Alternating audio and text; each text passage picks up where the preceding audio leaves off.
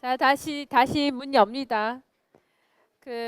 질문들이 있으셔서 10번에 폐결핵의 3군 법정 감염병으로 구분되는 이유에서 제가 그래서 답에다가 제가 문제풀이 마지막 72번을 넣어 놓은 이유죠. 제가 72번에서 뭐라고 해줬느냐면 문제풀이에서 결핵이 아직까지 우리나라의 유병률이 높고, 그죠?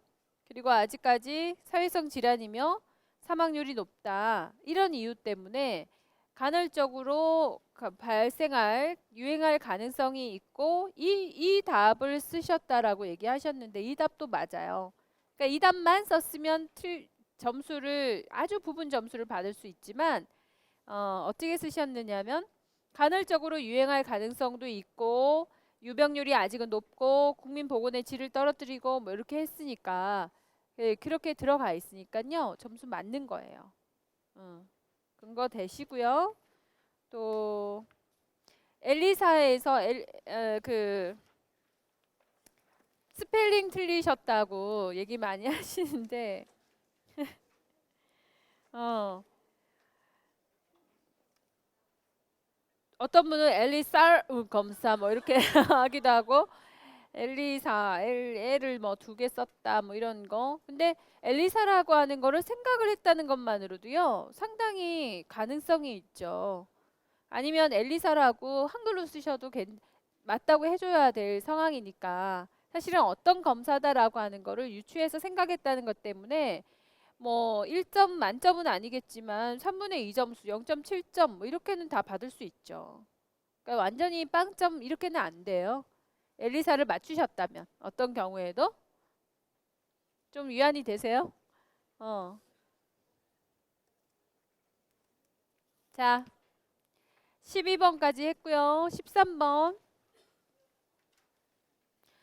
가정폭력 사례 발표를 했죠.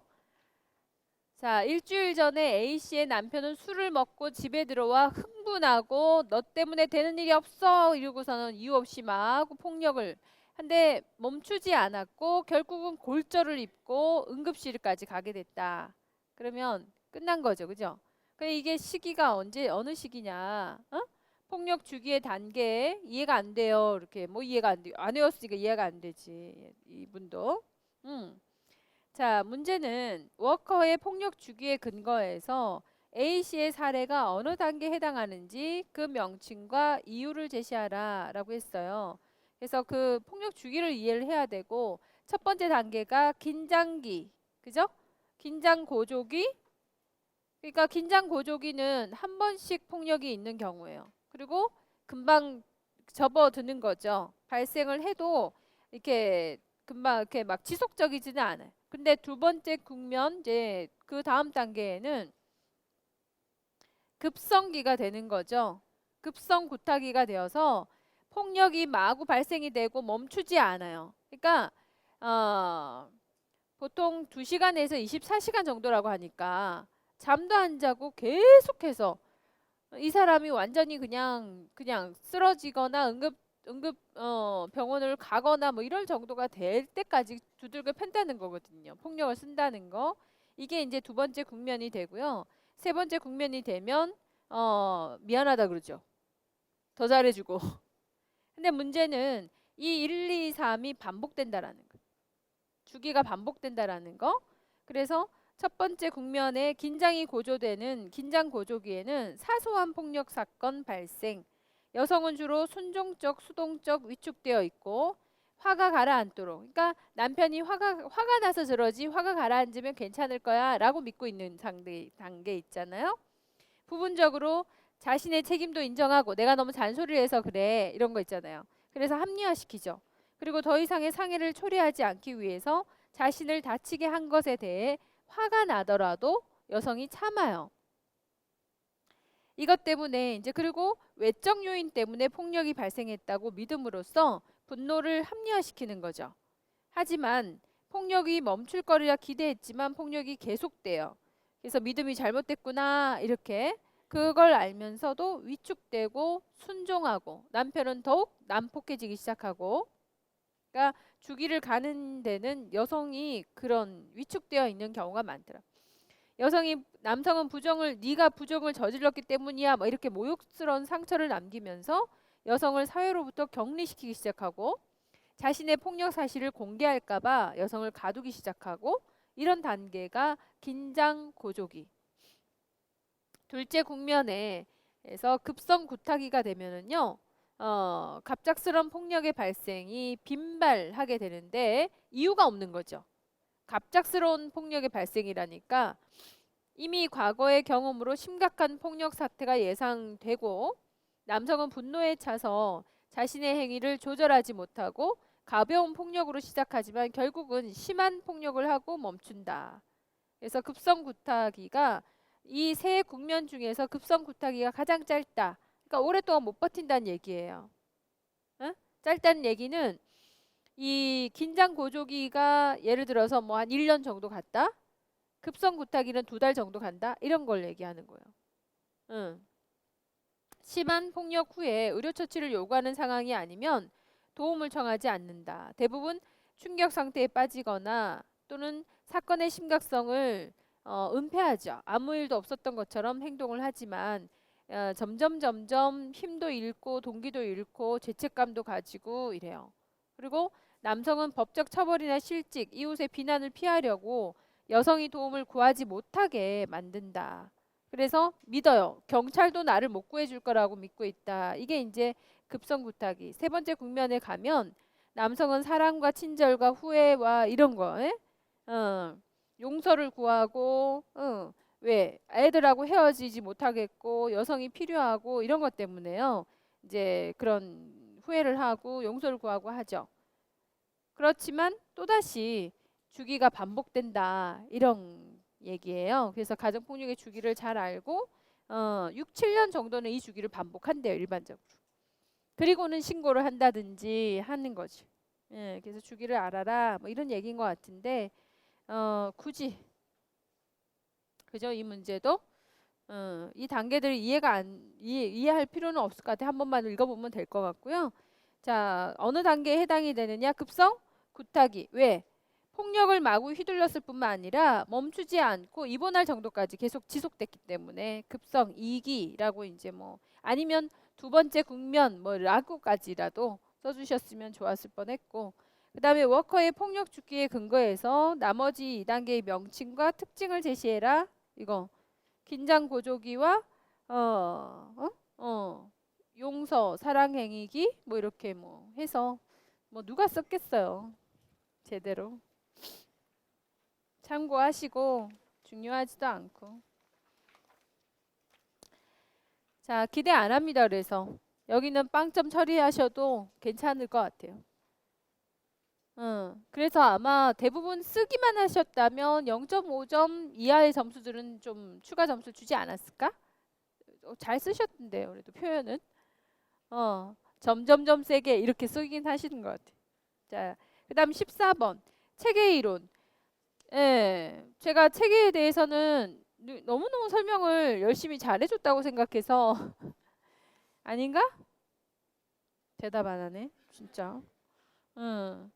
자, 그 체계 모형에 근거해가지고 체계의 정의를 제시하라. 항상 제가 강조했잖아요. 체계는 들어가는 게 있고 진행되는 게 있고 나오는 게 있으면 체계다. 그러니까 투입과 변환과 산출이라는 단어로서 꼭 설명을 해주셔야 되고 이 산출의 절차를 가지면서 목표를 향해서 끊임없이 움직이고 있는 것이 이제 체계다.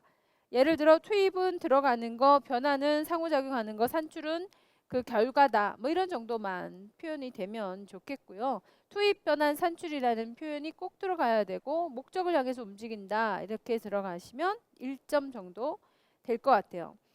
그리고 학교의 금연 사업이 개방 체계로 가는 기능하기 위해서 핵심 요소.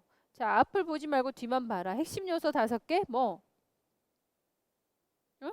인구 구성물, 자원과 환경, 상호작용 목표, 경계적. 예.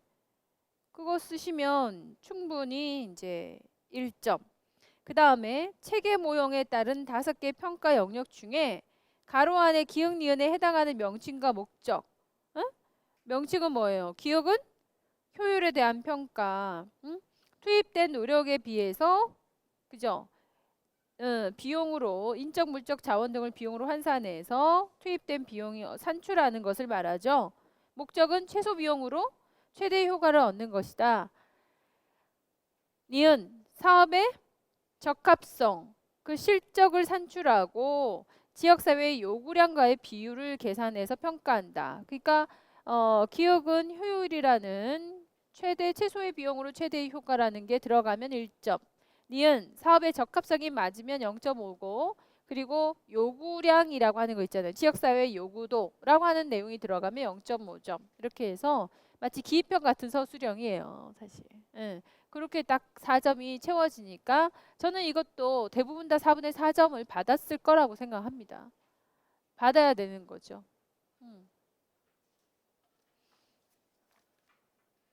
그리고 시험도 봤잖아요. 모의고사에서 제가 생전 안 내던 체계 모형을 냈는데.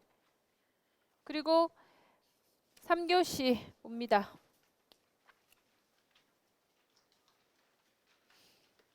3교시 1번 문제. 자, 다음은 보건교사가 박교사와 상담을 했죠. 괄호 안에 기억에 들어가는 혈전이 생기는 병태 생리적 기전을 쓰라 라고 했거든요. 기억에 해당하는 병태 생리. 기억은 뭔데요? 누워있으면 왜 혈전이 생기나요? 잖아요. 그러니까 혈전이 생기는 병태 생리는 세 가지잖아요. 과응고력, 정맥 정체, 정맥벽의 손상인데 여기에서 이 중에서 뭐만 정맥 정체만 해당이 되죠. 그래서 그걸 쓰셔야 되는 거예요.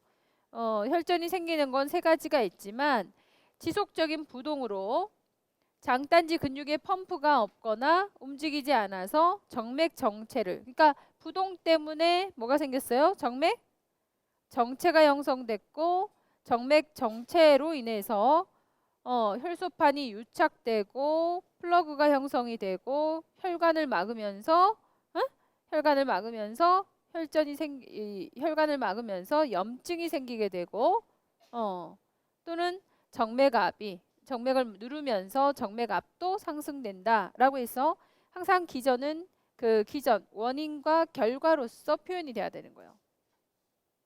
그죠? 항상 기전은 원인과 결과로서 표현이 되면 돼요. 그래서 원인만 쓰셨다면 1점, 결과까지 있다면 2점 이렇게 되는 거죠. 이해간다? 그리고 니은 신체 검진 방법은 뭐였어요? 명칭을 쓰라고 그랬죠. 응? 그림과 같은 신체 검진 방법의 명칭은 홈한 사인. 한글 쓰도 돼요. 홈한 검사 괜찮고요. 자, 디귿에 들어가는 신체 검진 결과의 양성 반응이라는 것은 발바닥을 위쪽으로 굽히면 장단지 근육에 통증이 온다. 이거죠. 1점. 자, 이거는 되나요? 질문하세요. DVT는 제가 굉장히 강조를 많이 했던 내용이었어요. 이것도 되나요? 대부분 다 맞히셨죠? 그리고 항상 이렇게 기역, 니은, 디귿 해서 제목 쓰고 답 쓰고 제목 쓰고 답 쓰고 제목 쓰고 답 쓰고 하셔야 됩니다. 그렇게 깔끔하게 써주셔야 되지 이렇게 막 흘려 쓰듯이 묶어서 대강 이렇게 니은에다가 홈한 사인인데 위에다가 이제 막 그 검진 양성 반응 다 쓰고 밑에 또 다 쓰고 이건 괜찮은데 위에다 다 써놓고 밑에는 아픔 이렇게만 쓰면 곤란한 거죠. 그런 것들에도 좀 주의를 하셔야 돼요. 답 쓸 때.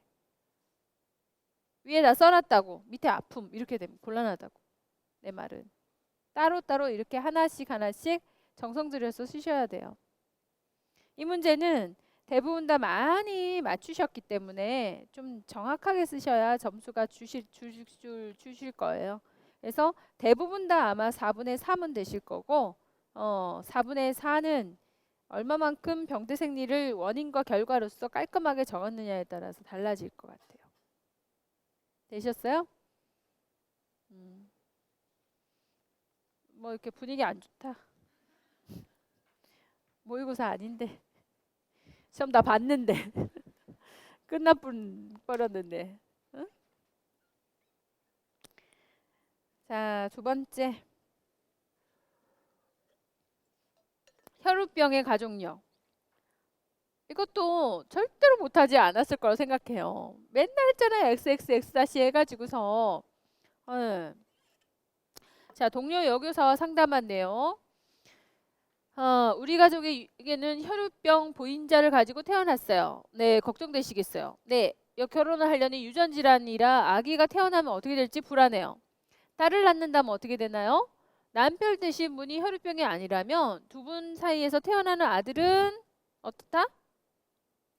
여성은 XX- 그리고 XY 사이에서 네 케이스가 나오겠죠. 이 중에서 아들은요? 다? 아니지. 보인자 하나가 들어가니까 50% 이거 출제된 문제였죠? 그래서 아들은 둘 중에 한 명의 50% 확률을 가진다. 뭐 이렇게 쓰셔도 되고요. 어떻게 쓰셨어요? 예, 50% 확률을 가진다. 이렇게 쓰면 맞겠죠? 예. 따라서 한 아들은 정상, 다른 아들은 혈우병으로 태어날 가능성이 있다. 뭐 이렇게 쓰셔도 되고. 자, 딸은 XXXX로 무조건 50%의 보인자의 확률을 가지고 있다. 그죠? 네, 그렇게 쓰시면 되고. 디귿. 어머니는 혈우병이 아니고 보인자도 없으신데 아버지가 그럼 혈우병이셨어요. 이랬어요. 그러면 제 오빠와 남동생은 모두 정상. 그렇죠? 아들과 딸이 다르게 유전되는 이유는 뭔가요? X 염색체를 따라다니는 반성, 열성 유전이다. 이거죠. 그래서 50% 확률, 그 다음에 모두 정상, 반성, 열성 유전. 마치 기입형 같은 서술형이죠. 이것도 정확하게 그 내용들만 다 들어가고 그 의미로서 표현이 돼도 돼요. 이렇게 이런 것처럼. 한쪽에는 정상 한쪽은 아니고 이런 형태라고 하더라도 정리만 되시면 점수 다 받을 수 있어요. 그러니까 이 문제도 대부분 다 4분의 4점이지. 네, 다 잘 쓰셨더라고요. 되셨어요? 자, 그 다음 3번. 프로체스카의 범이론적 모형. 제가 딱 2개 냈잖아요. 자기 재평가하고 자기 결심하고 개념까지 쓰라고 했잖아요. 2번이나 문제를 냈고, 그리고도 마지막 모의고사 채점 첨삭할 때도 횡이론 잘 못 쓴 경우에 제가 일일이 첨삭을 뭐라고 횡이론 꼭 하셔야 된다고 써줬는데, 그런데 왜 이것도 3분의 2만 맞추고 3분의 1은 틀렸더라고요. 자기 재평가를 못 맞추신 분이 더 많으셨던 것 같아요. 자기 결심은 대부분 다 맞추셨는데. 의식고치라고도 하시기도 하고. 자, 기억 니은에 해당하는 변화 과정의 명칭 봅시다. 기억. 활기 넘치게 운동하는 모습과 무기력하게 TV 보면서 야식을 먹고 있는 모습을 비교하면서. 자기는 뭔데요, 지금? 무기력하게 TV 보고 있는 거잖아요. 그죠? 자신의 서로 다른 모습에 대해서 인식하고 느끼도록 함. 내가 지금 이러고 있을 사람이 아닌데 이거잖아요. 무기력한 내가 아닌데. 문제를 자기 자신하고 연결해 가지고서 인지적으로 재조명하는 거. 이걸 뭐라고 한다? 자기 재평가라고 한다. 모의고사에서 어떻게 연습을 했나? 박교사 연습했네요. 7월 영역 모의고사에서 아빠로서 담배를 피우는 모습이 아니라는 거죠. 내가 이래서야 되겠냐 이거. 문제를 자기 자신하고 연결해서 인지적 측면에서 조명한다. 근거까지 제시하라고 그랬잖아요. 왜? 그러니까 대부분 다 썼어. 잘 썼는데 못 쓴 것 때문에 제가 속이 상해가지고. 왜 그랬을까? 그 다음에 니은. 체중을 줄일 수 있다는 믿음을 가지고 결심을 공개했다. 이건 쉬웠죠. 결심을 공개했다고 하니까. 자기 결심이라고 하는 거 스스로 변화할 수 있는 믿음을 갖고 믿음을 실행해 나간다. 이걸 쓰신 분 대부분 다 쓰셨어요. 자기 결심은. 그러니까 4분의 이것도 4점은 받아야지 되는 거죠. 그죠? 변화 가정 쓰고 개념 명확히 쓰고 4분의 4는 돼야지. 왜 안 되는 거야? 그렇게 행위론이 중요하다고 하고 두 번이나 모의고사 내고 똑같은 문제를 답을 쓰게 하고 행위론이 중요하다고 마지막에도 첨삭을 하고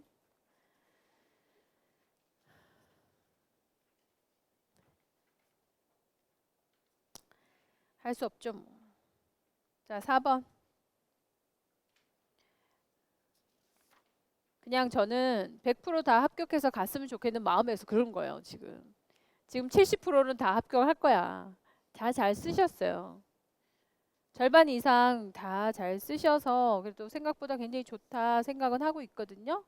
기대는 하고 있는데 싹 다가 아닌 게 속상한 거지. 몇몇이 좀 부족하게 쓴 것 때문에 내가 자꾸 떠올라서 그래요. 매일 보고. 자, 4번 피임법입니다. 피임의 원리. 사후 피임법을 질문하는구나. 사후 피임법에 대한 여러 가지가 있다. 그 중에서 많이 사용하는 방법이 먹는 응급 피임약이란다.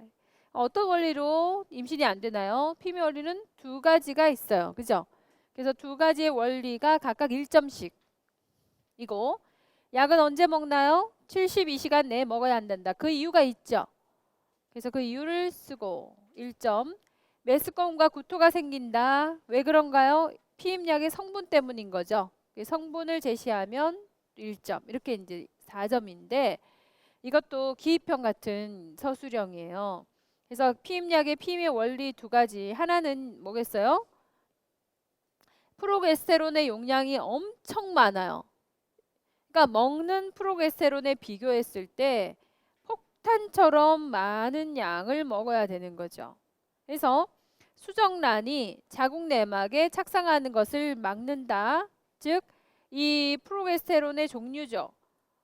레보노스게스텔이라는 여성 호르몬이 주성분인데 이렇게는 못 쓰셨을 거라고요. 그래서 프로게스테론이라고 쓰시면은 되세요. 고용량을 한 번에 복용을 해서 자궁 내막의 형성을 막아요. 그래서 어떻게 쓰셔야 되느냐? 최소한 착상을 막는다라고는 쓰셔야 되는 거예요. 착상을 막는다라고는 쓰셔야 돼요. 거기에다가 더 정확한 건 뭐죠? 자궁 내막의 형성을 억제한다는 거. 그러니까 착상할 자궁 내막이 없어지는 거죠. 고용량으로 투여를 해가지고서 자궁 내막 자체를 없애버린 형성을 안 하게 만드는 거죠.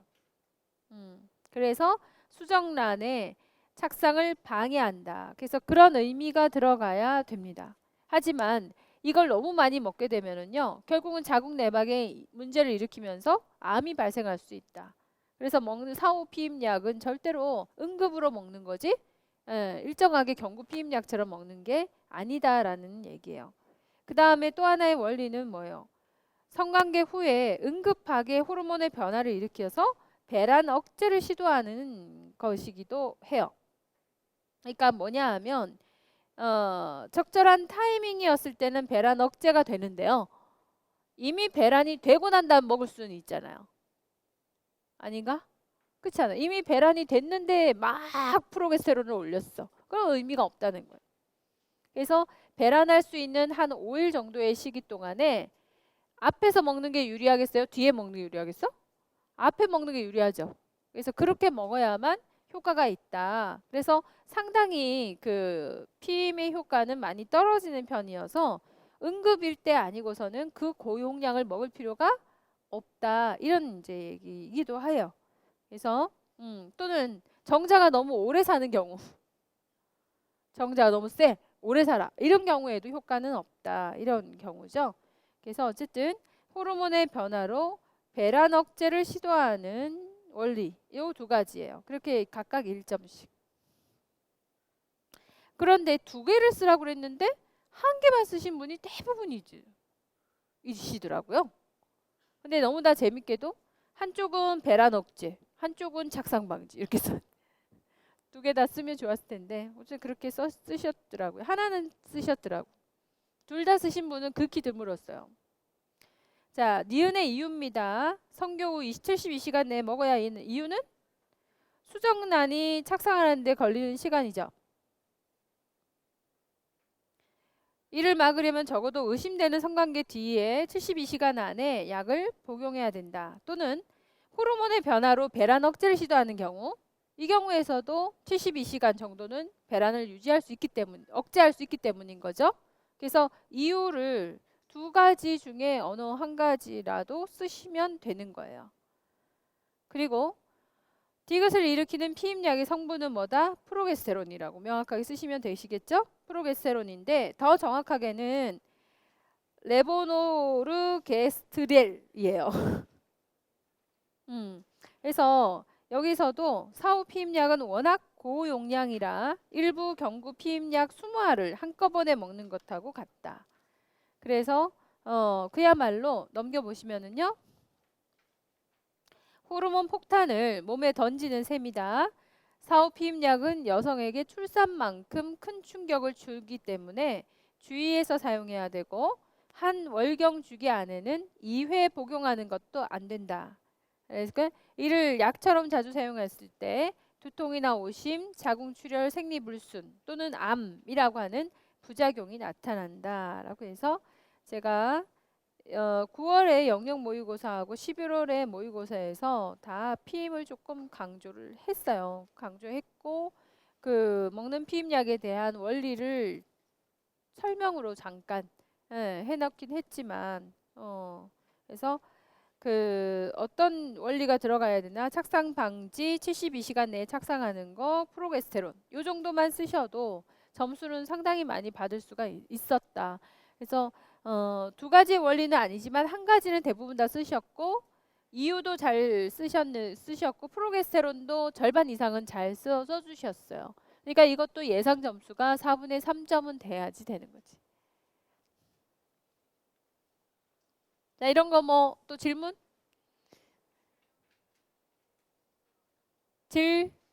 점액을 끈끈하게 한다? 그건 아니에요.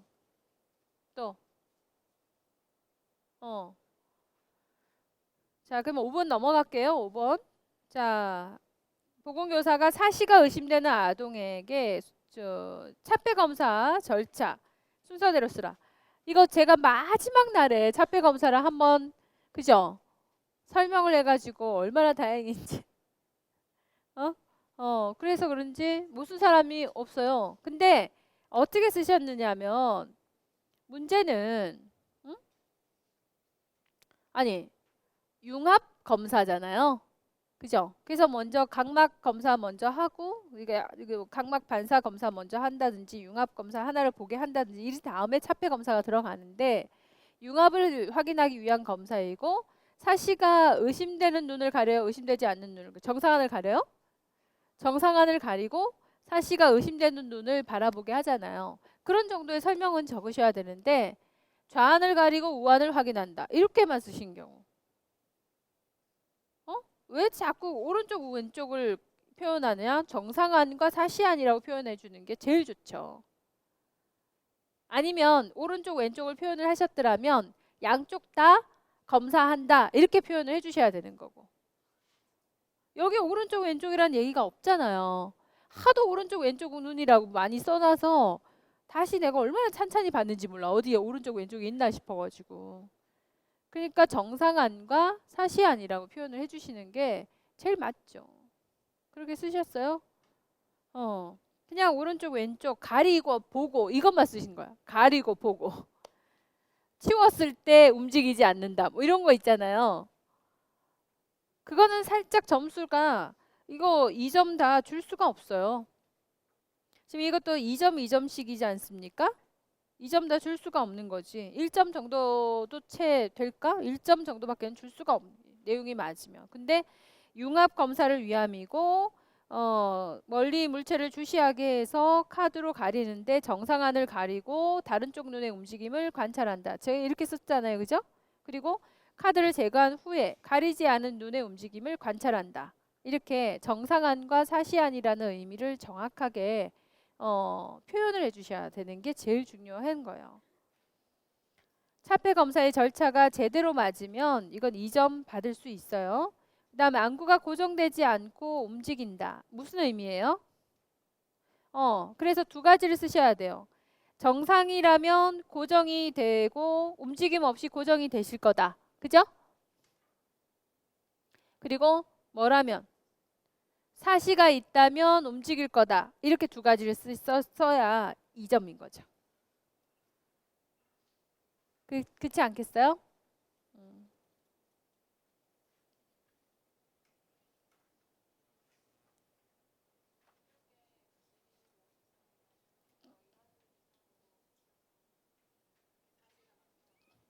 어, 안구가 고정되지 않고 움직인다라는 의미?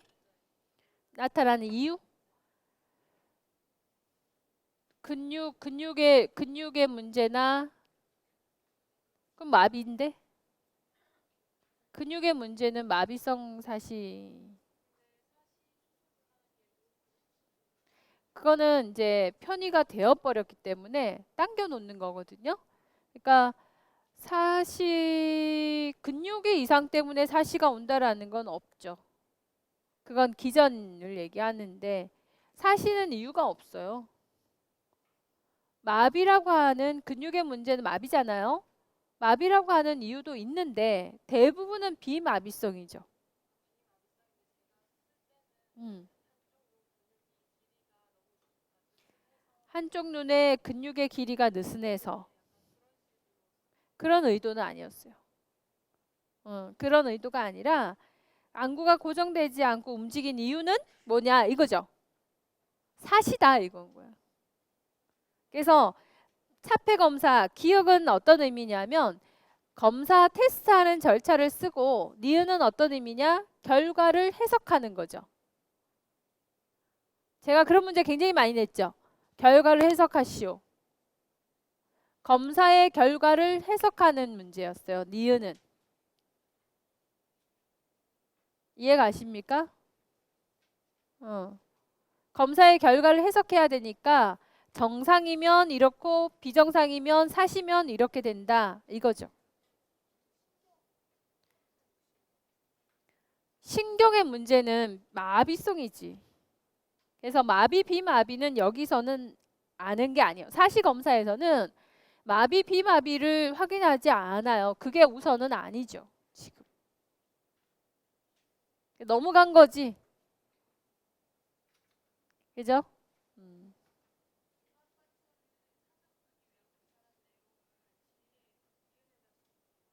예, 융합 반사를 확인하기 위함이고 그래도 결과는 적으셔야 되는 거예요. 예, 예. 그러면은 어느 정도 그래도 좀 절충이 되세요. 위에는 안 적으셨는데 밑에 융합 검사를 썼다는 거죠. 예. 위에는 절차는 잘 쓰셨죠. 그러니까 그러면은 어느 정도 알고 있다라는 건 뉘앙스는 됐으니까 점수 받을 수 있어요. 자, 또 음.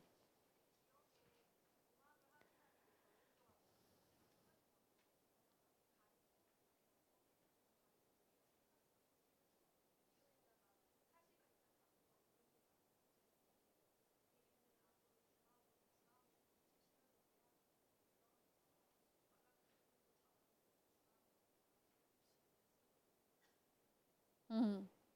똑같죠. 근육의 문제로서 사시가 생겼다. 이렇게 마무리하신 거잖아요. 그러니까 그런 의미는 아니었다고. 근데 아니요. 부분 점수는 충분히 점수 지금 4분의 3까지는 다 갔어요. 절차 맞았고 융합 검사를 하기 위함이고 사시기 때문이고 했잖아요. 다 맞았어요. 맞았는데 근육의 문제라고 쓴 거는 점수에 해당이 안 된다 이 얘기지. 틀린 게 아니라. 아까도 신경의 문제 물론 맞아요. 신경의 문제일 수도 있잖아요. 점수에 포함은 안 돼서 그러는 거지. 틀린 건 아니에요.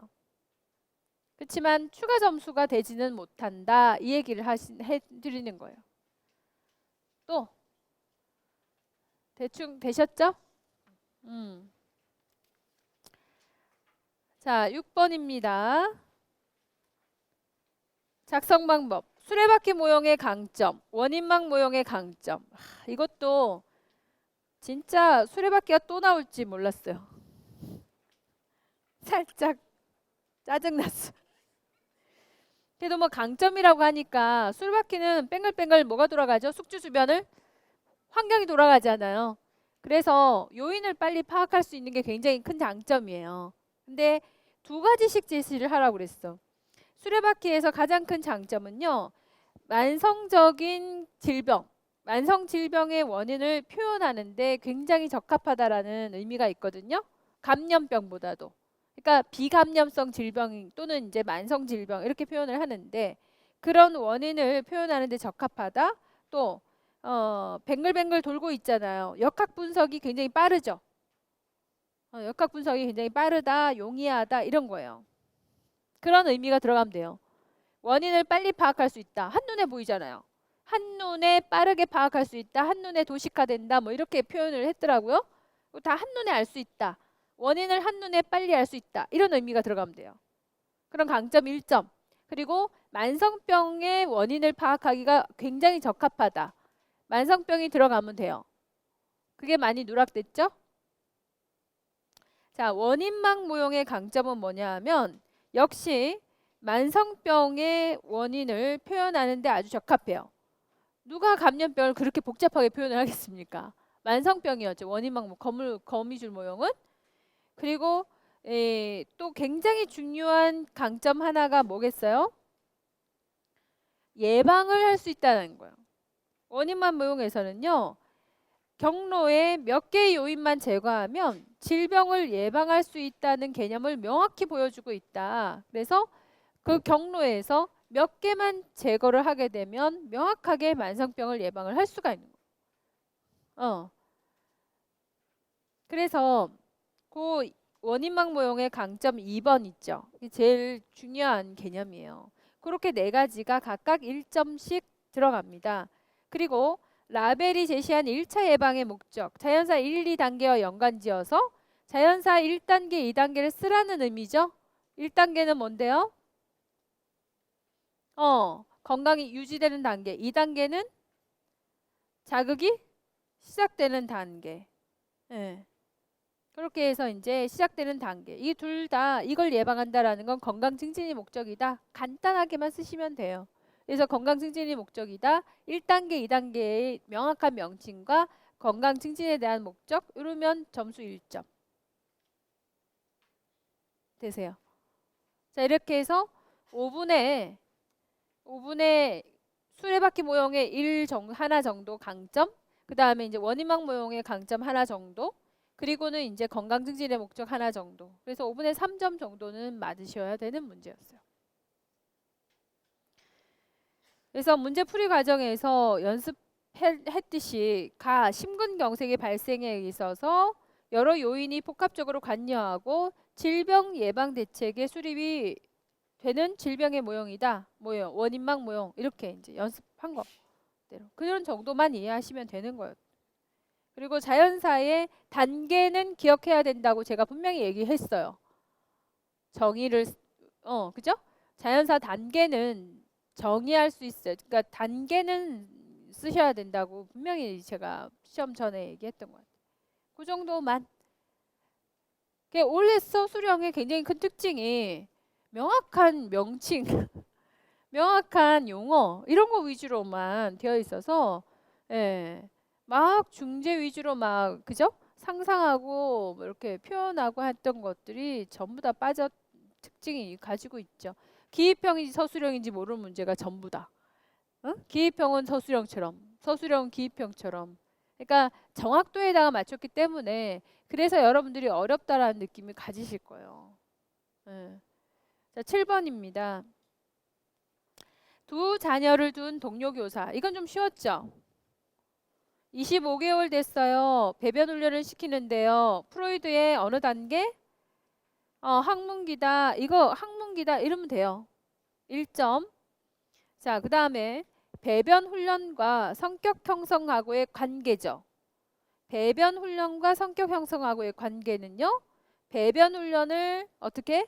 엄하게 하면 강박적이 될 수 있고 너무 소심해지거나 아니면 지나치게 비판적이 될 수 있다 이거죠. 그죠? 수치심을 가지고 소심해지잖아요. 그러니까 엄마가 이 대변 소변 가리기를 가혹하게 엄격하게 했을 때 두 가지 성격이 나타날 수 있다. 이렇게 표현하시면 되는 거예요. 그죠? 그래서 하나는 뭐 강박관념, 하나는 소심해지는 거. 그래서 이 시기에 대소변 가리기 성공을 위해서 아동에게 지나치게 주의를 기울이거나 염려를 하면 어른이 되었을 때 소유물을 숨기거나 또는 이제 사랑과 애정을 표현하기 위해서 뭔가 이렇게 이용한다라는 거죠.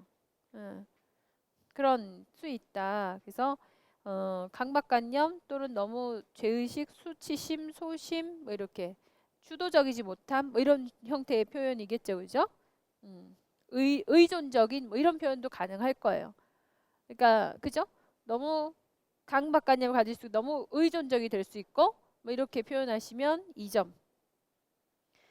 그 다음에 밑줄진 미나의 행동에서 나타나는 심리적인 방어 기제 퇴행이죠. 퇴행이라고 쓰고 그 개념을 제시하라. 퇴행이 벌써 1점이나 되는 거예요. 그래서 굉장히 운이 좋은 문제고 퇴행은 다 쓰셨더라고요. 그리고 그 개념을 제시하라. 스트레스 상황이 생겼을 때 불안이나 스트레스 상황에서 퇴행이 생기는데 이는 자신의 발달 과업을 성공적으로 이루었던 상태로 돌아가는 것을 의미한다. 생각나시죠? 그죠? 돌아가는 것을 의미한다. 그리고 이것은 자연스러운 과정이다라는 걸 설명하셔야 되는 거죠. 그죠? 자연스러운 과정이다까지. 그렇게 해서 1점. 그리고 2점인 거죠. 그 개념 자연스러운 거다.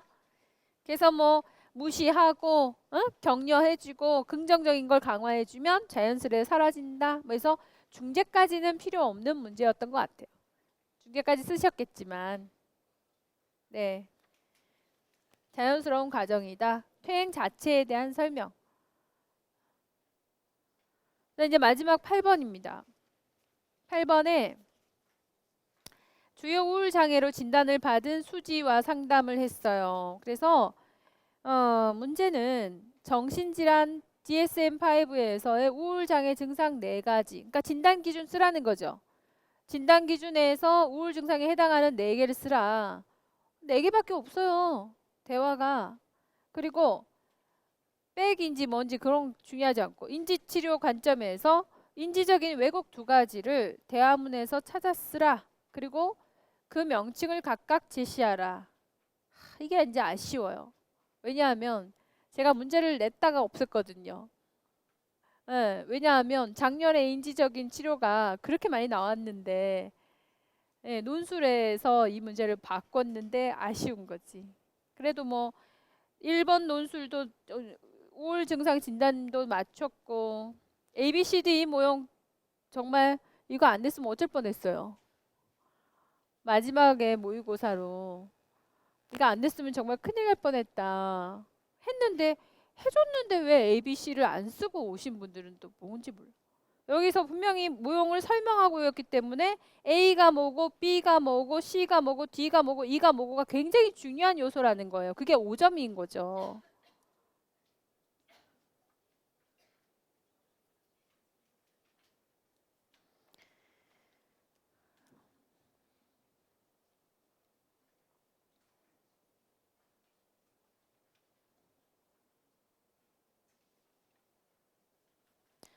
이 앨리스 모형에서 토탈 5점이라고요.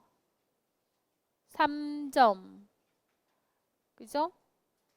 자, 보세요. 그래서 DSM-5에서 주요 우울 장애 증상에 해당되는 게 1번 진단 중에서 매일 지속되는 우울한 기분. 그러니까 진단하고 묶어가지고 좀 표현을 해주셔야 될 거 아닙니까? 거기에 해당되는 게 뭐다? 매일 모든 게 슬프고 우울해요. 이런 예문 찾아서 쓰면 돼요. 또 2번째, 흥미나 즐거움이 뚜렷하게 저하되어 있다. 그래서 찾죠. 학교 오기도 싫고 하루하루 생활이 재미가 없고 흥미가 없어요. 이거죠. 그 다음 체중 조절을 하고 있지 않은 상태. 진단명에 있죠. 이거에 대한 예로 밥맛 없고요. 몸무게 많이 빠졌어요. 이거죠. 거의 매일 나타나는 불면이나 과다 수면. 잠 못 자요. 학교 오면 짜증나고 피곤해요. 이거잖아요. 각각. 그러니까 요렇게 진단 쓰고 예문 찾아내고 이게 1점씩은 줘야 되겠다. 그죠? 자, 그리고 주요 그래서 우울증의 진단 이것도 9월달 모의고사니까 생각나야지. 그 다음 두 번째 문제가요. 백의 인지치료 관점에서 수지의 인지적인 왜곡 두 가지. 이게 과잉 일반화죠. 인지 왜곡의 과잉 일반화. 한 가지 사건을 근거로 여러 가지 결론을 유도했다. 영어 시험을 망쳤는데 남은 과목도 모두 망칠 거예요. 예문만 쓰신 분 계시죠? 과잉 일반화 안 쓰고. 전체와? 그거 좀 점수가 될 것 같아요. 전체와. 일반화라고 쓰니까 제너레이션이니까. 그리고 그 예문만 그러니까 영어 시험을 망쳤는데 모든 과목이 망칠 거예요. 이렇게 쓴 사람 부분 점수 있어요. 분명히. 그리고 개인화 있잖아요. 그러니까 이게 엄연히 두 가지가 구분이 되는 거죠. 하나는 내가 내 혼자서 생각하는 거, 하나는 일반화된 거고 자신과 관계없는 사건을 자신에 대한 반영으로. 제가 소풍 갈 때마다 비가 와요. 응, 비가 오는 건 내 탓이에요. 내가 가는 곳 전부 다 구름이 몰려와요. 자기가 신이에요, 무슨 뭐예요. 그래서 그런 예문 부분 점수 가능해요. 이것도 하나씩 1점씩 들어갑니다. 그리고 그 다음에 앨리스의 그 ABCDE를 설명하라는 거는 제목만 쓰면 된다는 얘기예요. 에? A는 뭐예요? 선행사건, B는 신념, C는 결과, D는 논박, E는 F는 효과. 이렇게 해서 A, B, C. 자, 답에서 그 표 밑에 도식화된 그림 밑에 A 선행사건은 이렇게 쓰셔야 된다는 거예요. A 선행사건은 영어 시험을 망친 것으로 B 비합리적 신념이 나타난다. 즉 영어 시험을 망쳐서 남은 과목들도 모두 망칠 것이라는 생각이 들어서 C 결과 우울한 감정을 나타난다. 이거죠. 다시 A 선행사건은 소풍 갈 때 비가 와서 B 비합리적 신념이 나타난다. 소풍 갈 때 비가 오는 것은 자신의 생각이라는 자신의 탓이라는 생각이 들어서 C 결과 즉 속상하고 우울한 감정이 나타난다. 응? 이거죠. 이렇게 해서 마무리하는 거예요. 그러면 서론, 본론, 결론으로 쓰라고 했잖아요. 제일 마지막에 한번 보세요.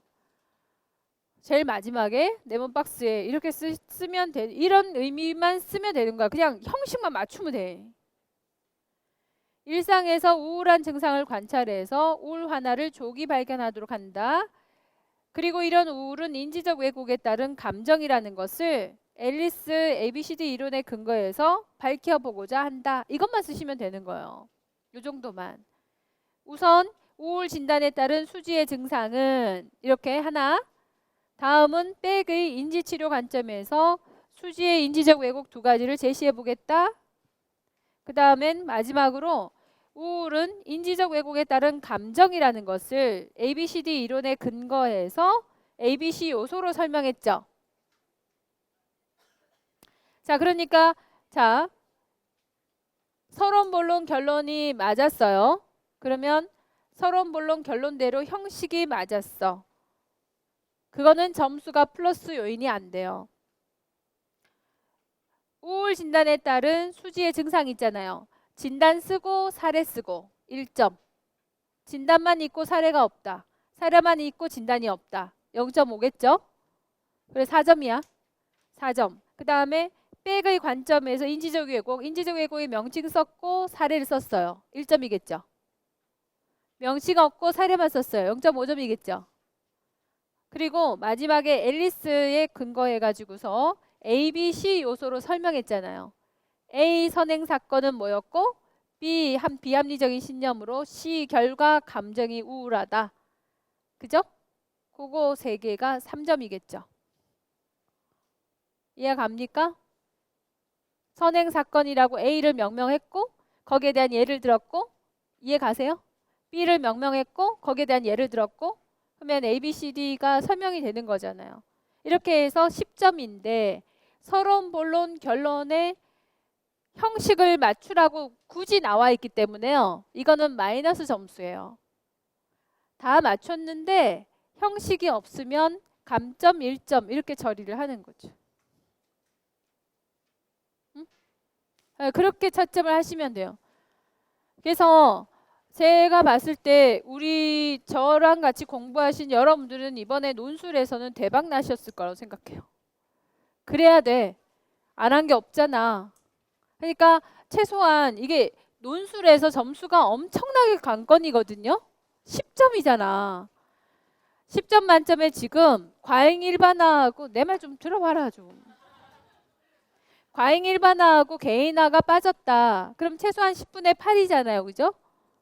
그게 이제 엉성하게 하더라도 10분의 7, 뭐 10분의 6 이상은 다 받으셨을 거라는 거죠. 상당히 잘하신 거예요. 그래서 이게 지금 앨리스라고 하는 게 왕창 빠져버리는 경우 거기다 서론 본론 결론을 낼 수가 없어요. 앨리스가 빠지면. 그러니까 A, B, C, D를 모르고서는 결론 자체가 아예 나오질 않아요. 이해 갑니까? 거기다 인지적 왜곡까지도 정확하게 못 썼을 가능성이 훨씬 크잖아요. 그러니까 A, B, C, D 이론을 모르고 인지적인 왜곡에 대한 걸 적중을 못한 경우에는 우울증의 진단명을 매우 정확하게 썼을 때만 4점 만점을 받는 거잖아요. 그게 아주 정확하지 않으면 2점, 3점 이런 거예요. 그러니까 10분의 7, 10분의 3 이런 차이가 나게 되니까 엄청 이번에 논술이 중요했어요. 그래서 제가 굉장히 다행이라고 생각을 했고 만점이 안 된 게 아쉬웠을 뿐인 거지. 거의 만점은 되는 거죠. 네. 운이 좋았던 것 같아요. 여러분이나 저나. 다행이라고 정말 생각하고 운이 좋은 건 합격 많이 시키라는 의미겠죠? 네. 이렇게 해서 절반 정도 점수 플러스 마이너스 절반 있잖아요. 아래 위. 그럼 면접 준비 엄청 열심히 하셔야 돼요. 올해 면접은요. 전체적으로 전부 다 갈아엎는 분위기예요. 그러니까 진짜 면접을 위한 면접을 준비를 해야 돼서 전문적인 면접을 해야 되는 경우여서요. 그래서 특별히 경험이 굉장히 많으신 분을 면접을 해보셨던 분을 초빙해서 면접을 한번 들어봤으면 좋겠다라고 생각을 했고 2시 반부터 시작하려고 준비하고 있거든요. 그러니까 2시 반에 오시면 제가 스터디 면접 그룹 요거 마련해 드릴 거고 그리고 올해 바뀐 이제 어떻게 면접을 준비해야 되는가에 대해서 남상진 교수님 모시고 좀 들어보고 제가 마무리 해드리고 그렇게 이제 마치는 걸로 할게요. 너무너무 애쓰셨고 잘 보고 오셔서 감사하고 그리고 우리 면접 준비 열심히 합시다. 예, 수고하셨습니다. 감사합니다.